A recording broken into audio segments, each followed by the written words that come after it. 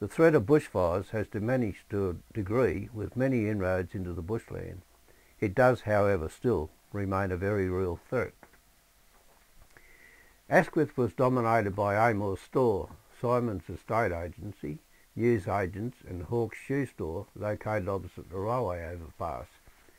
The highway through Asquith was just 2 lanes of concrete with a dirt strip outside Amor's shop. The site where Amor's garage used to stand now houses doctor's surgery and shops on the corner of Amor Street. And this used to be a popular spot for the various circuses to pitch their tents and amuse us kids.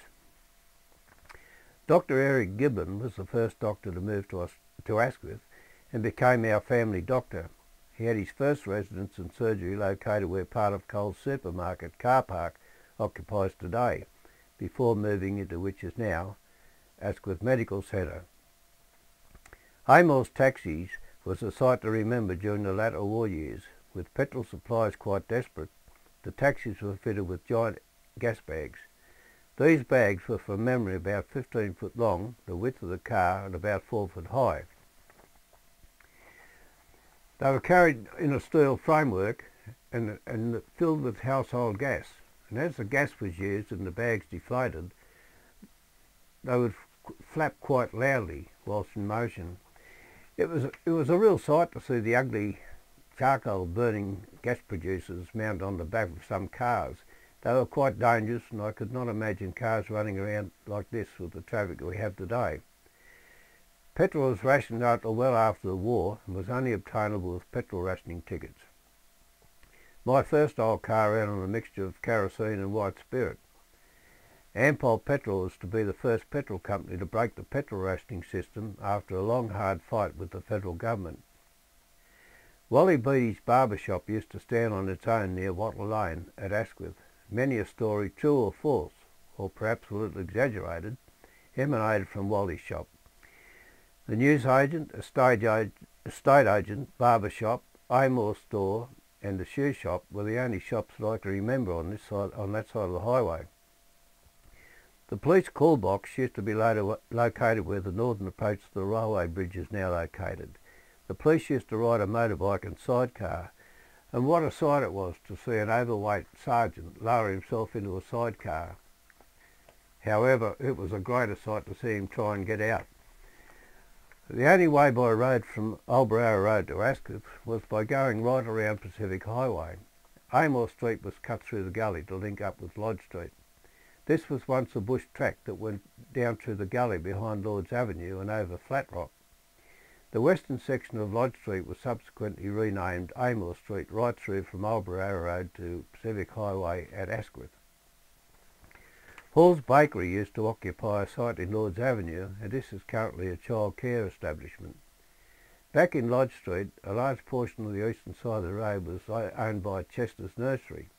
The original house still stands today, but the land now has been subdivided with the road and many houses built in this area. As I mentioned, I was born in the Depression, and as a youngster I used to see the familiar swagmen tramping along the highway, seeking odd jobs or willing to work for a much-needed feed. We also lived through those years of the Depression. I did not know or understand at the time how hard it was on my parents. What I do know is that we never went hungry.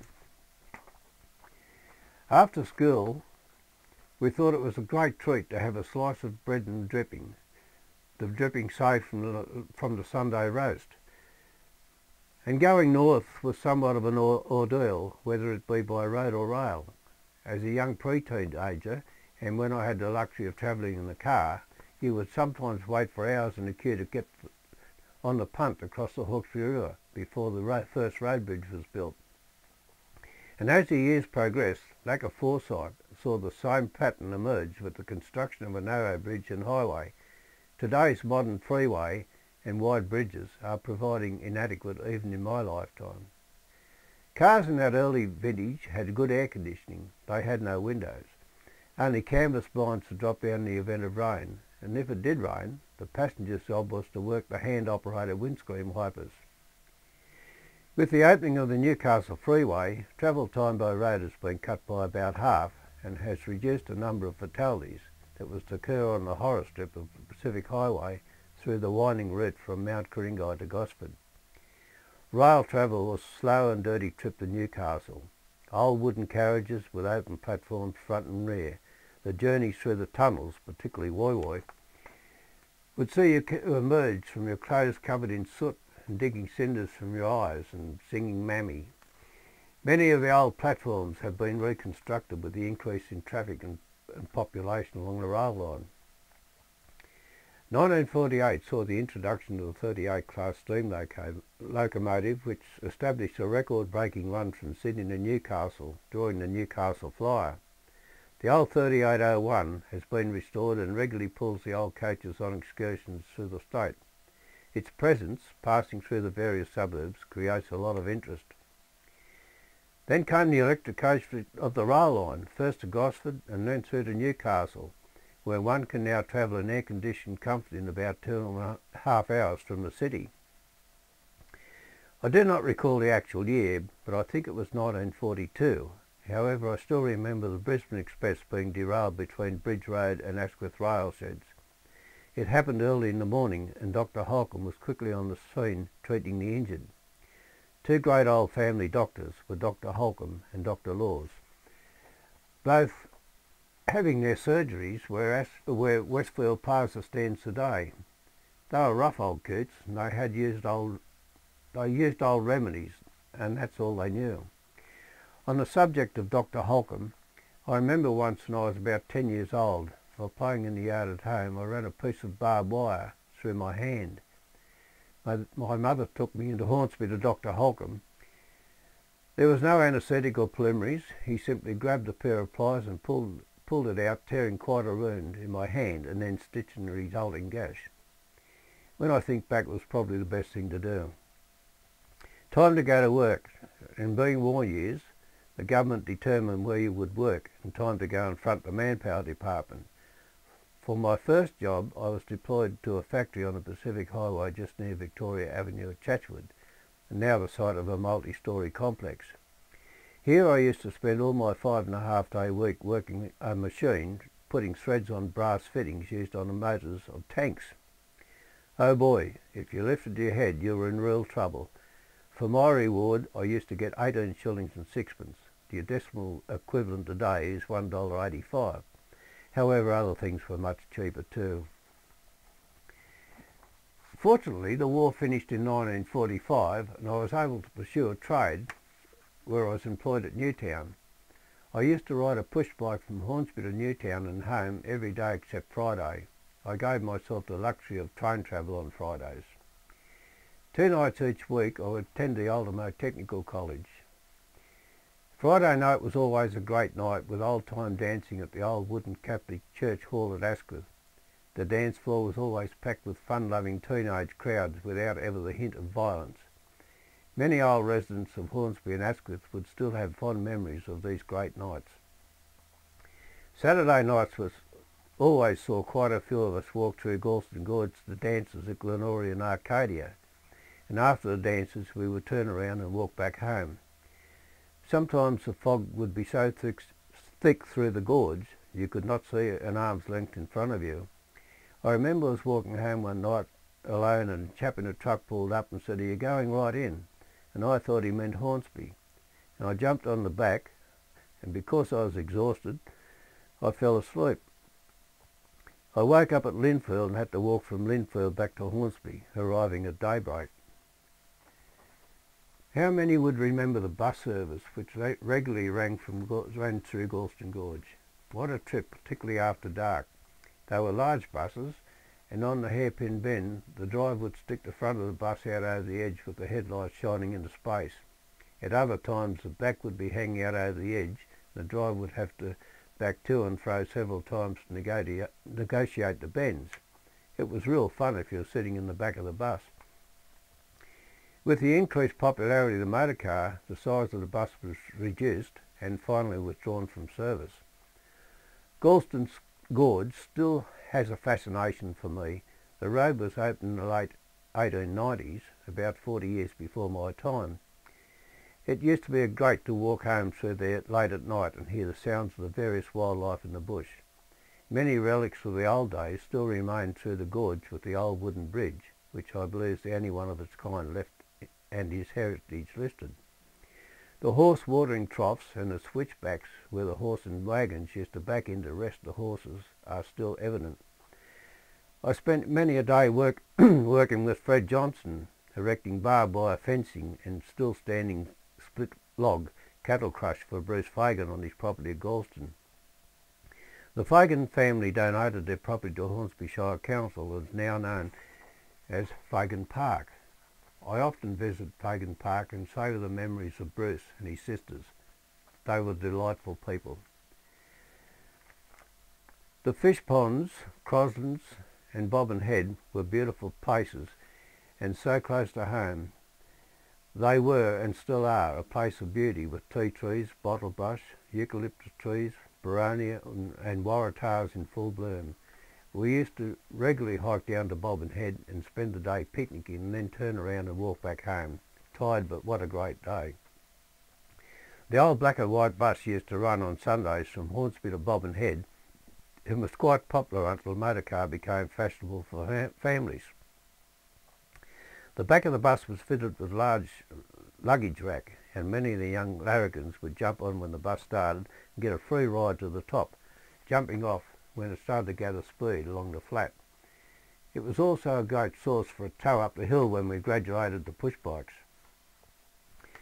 One of my favourite trips was to catch the train to Mount Kringai, Barara or Cowan and walk down to Apple Tree Bay and do a spot of fishing, then walk back up the hill to catch the train home. I suppose many still do this even today. There used to be a rail motor running from Hornsby to Cowan. This was a single wooden body carriage, affectionately known as the Squirt.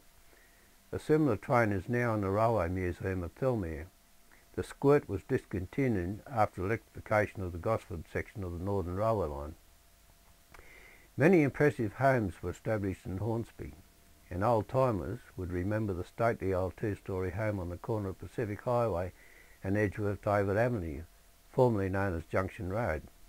This home was known as Pakenham and became St Kilda Private Hospital and was finally demolished to make way for Westfield Plaza Shopping Centre. The Pacific Highway from Hornsby to Hookham's Corner had many beautiful old homes, with many of them still standing today. However, progress has seen quite a few of these homes demolished for modern home unit complexes, the RTA motor registry and commercial undertakings. Along the Pacific Highway between Bridge Road and Steniford's old garage, the garage with the old hand-operated petrol pumps outside on the footpaths, were old families such as Morrows, Channels and Somervilles.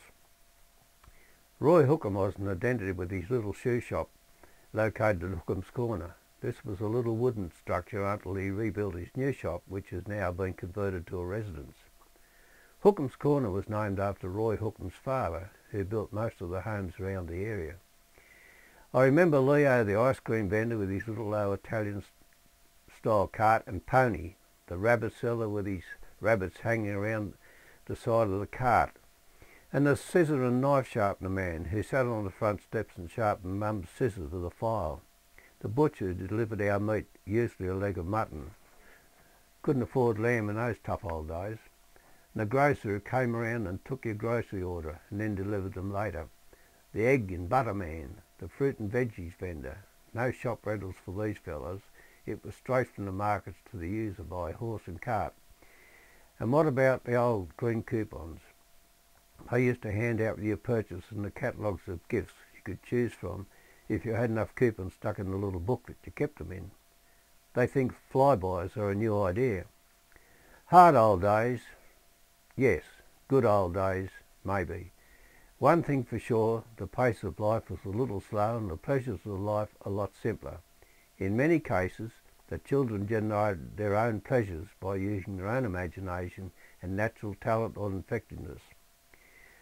I hope you have enjoyed a little of my version of growing up with Hornsby. Thank you for listening.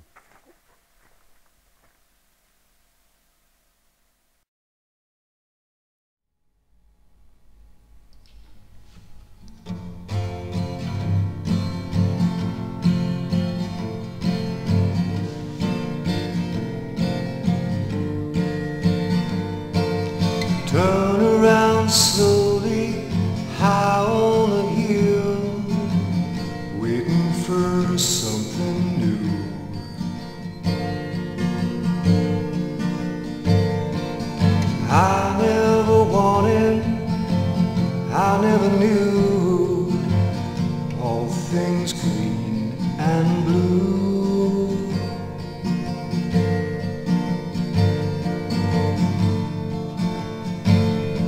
She lived, but she won't let go.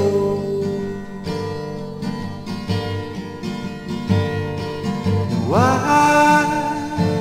never wanted to fly.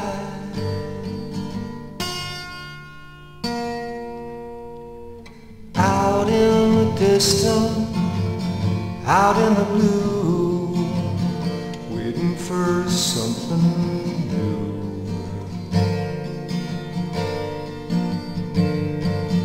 I never wanted, I never knew that all things come to you.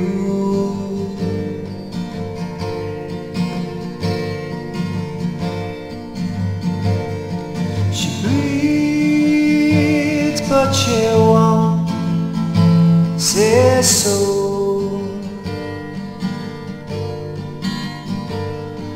No, I never once asked why.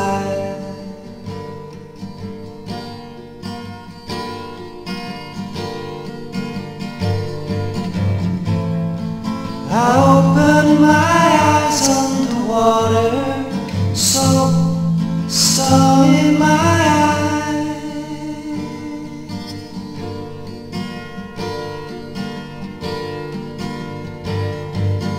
Out in the distance, out here with you, all things green and blue.